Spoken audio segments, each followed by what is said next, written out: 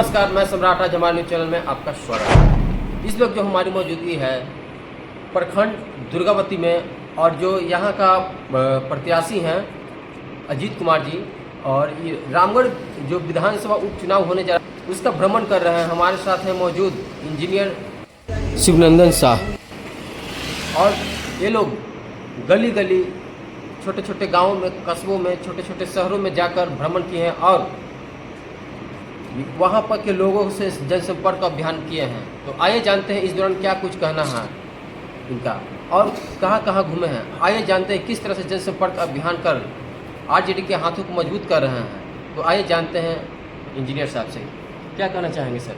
समझ लीजिए कि हम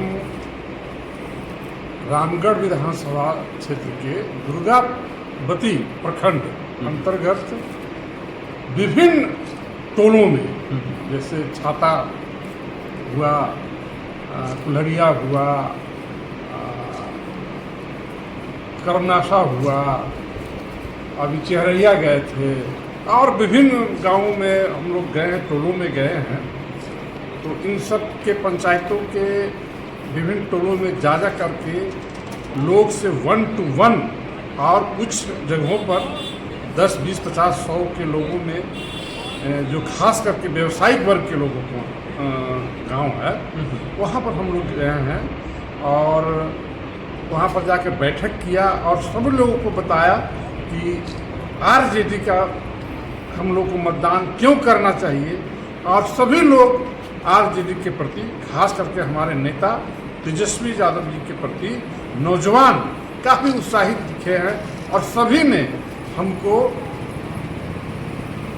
चुपके से उत्साह भरा शब्दों में कहा कि सर जाइए, आपकी जीत सुनिश्चित है, आपकी पार्टी के कैंडिडेट भारी बहुमत से जीतने जा रहे हैं। चूँकि मुझे 2025 में तेजस्वी प्रसाद यादव जी को मुख्यमंत्री बनाने का निर्णय ले लिया है, इसलिए सभी लोग जो व्यवसायिक वर्ग कभी कभी कुछ इधर उधर बोलते हैं, जिनका व्यक्तिगत जहाँ तक कि हमें सुनने में आ रहा था कि सब बीजेपी का समर्थन कर रहे हैं, एनडीए को समर्थन कर रहे हैं, मगर वहाँ पर कहीं कहीं देखा जाए तो आप लोगों को फ़ोन कॉल आता है, बोलता है कि यहाँ पे आप लोग आइए, ऐसा ऐसी बात है, हम लोग समर्थन कर रहे हैं। कुछ अलग तरह का यहाँ पे हम समझ नहीं पाए कि आप हमारे दर्शकों को अच्छी तरह से समझाएं। जैसा ही न्यूज़ में आया है, कल हमारे प्रदेश अध्यक्ष श्री जगदानंद बाबू हरी झंडी दिखाकर अपने से सभी लोगों को स्वागत कर करके और रवाना किए हैं इस क्षेत्र में हम लोग को व्यवसायिक वर्गों को जगाने के लिए,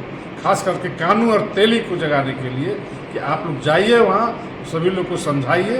और कहाँ कह रहा है कि बीजेपी का ये है, कोर वोटर कानू और तेली है, बाकी बचता कहाँ है जो सब लोग वोट देंगे। और सभी लोग बहुत उत्साहित हैं और भारी बहुमत से अजीत कुमार सिंह रामगढ़ से जीत करके विधानसभा में जाने का काम करेंगे। से आप लोग 3 मुद्दों को लेकर उतरे हैं मैदान में।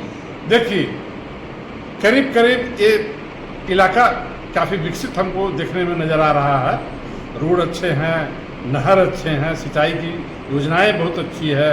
सभी लोग जगदा बाबू का नाम लेते हैं कि सिंचाई मंत्री रहते हुए उन्होंने अच्छा काम किया है यहाँ, और बहुत कृषि के क्षेत्र में उनका बहुत बड़ा वरदान रहा है इस इलाके में।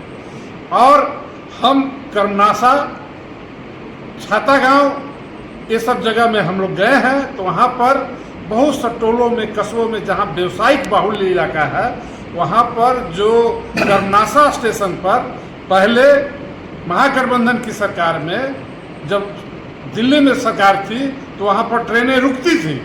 बताए कि इंटरसिटी, देहरादून और कौन कौन ट्रेनें जो है वहाँ पर रुकती थी, अब उसको यहाँ पर स्टॉपेज बंद कर दिया गया है, जिसके वजह से हमारा व्यापार मंदी पड़ रहा है। दूसरा कि यहाँ पर फ्लाईओवर नहीं है, जो फ्लाईओवर बनाना अति आवश्यक है। ये तीसरा टर्म आपका एनडीए की सरकार की हो गई, जो जुमलों की सरकार है, लेकिन अभी तक फ्लाईओवर की कहीं चर्चा नहीं है। हमारे पार्टी के सांसद सुधाकर जी ने पार्लियामेंट में उस फ्लाईओवर के लिए क्वेश्चन उठाया है और सरकार से मांग किया है कि यहाँ पर फ्लाईओवर आरओबी बनाया जाए।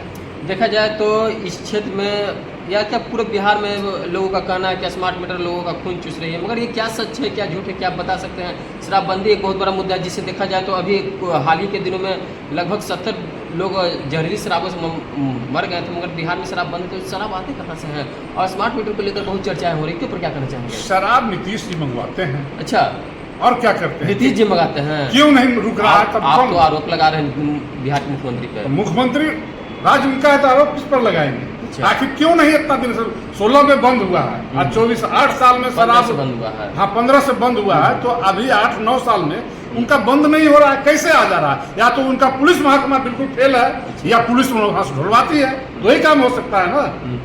इन लोग तो जो प्लानिंग करते रहता है उसको भी अरेस्ट कर लेते हैं, अच्छा। जिनको अरेस्ट करने का रहता है। हाँ। ये इन लोग कहीं ये योजना बना रहा था अपराध करने का। अच्छा। इनको शराब नहीं पता लगता है कि शराब कहाँ से आ रहा है, तो शराब का योजना इनको काफी फेल है, कानून इनका फेल है। पूरे बिहार की जनता ने शराब कानून को नकार दिया है, इसलिए ये एकदम फेल है।